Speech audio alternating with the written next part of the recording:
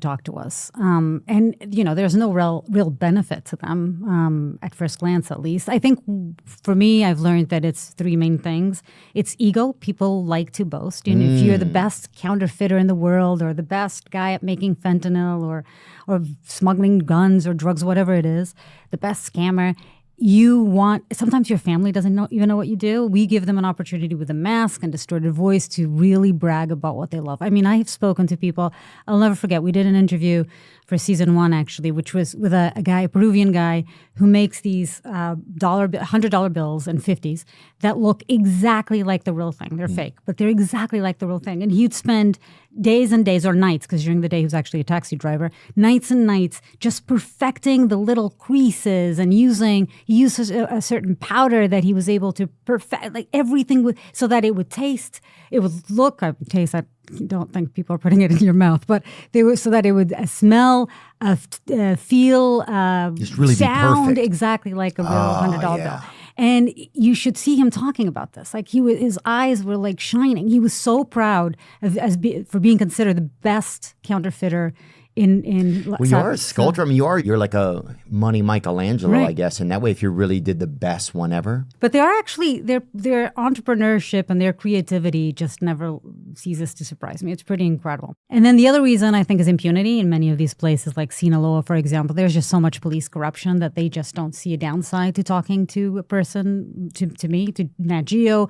Now the show is on its 5th season, so it's sort of established. People trust us more. And then I think the third most important reason is a very human characteristic that we all share of wanting to be understood, right? When I approach people, I say, no matter who they are, I'm not here to judge you.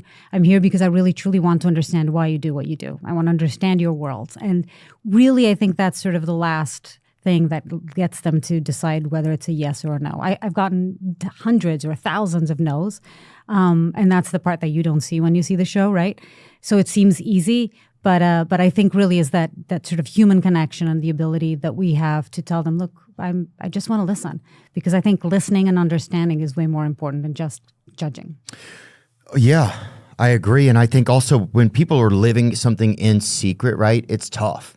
I think living in secret is tough, no matter what it is. Like if it's something that you're keeping from loved ones, if it's a reality, sometimes that you're keeping from yourself. Like I've done things in my life and I almost like compartmentalize them so I don't have to feel them, so I don't have to feel like I have done those things.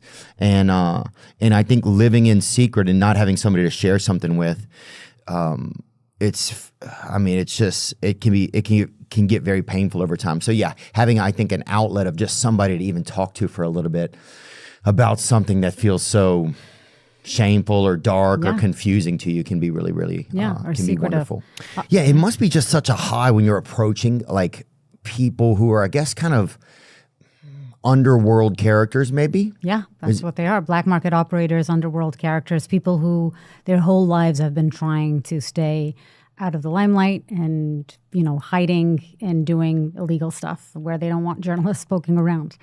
And are you ever amazed? Did you ever meet someone and you were like, I cannot believe this person is involved? Like Oh my God, constantly. Seriously, all the time. And you think that after I've been covering black markets for 20 years, that you think that after some time I'd sort of have an idea of who's involved. It's not only your neighbor that looks like a completely normal dude that's involved in some sort of illegal activity that you had no idea about. Yeah, like a Mets fan or whatever, probably. Yeah. But that is also happening all around. I mean, I've filmed episodes. We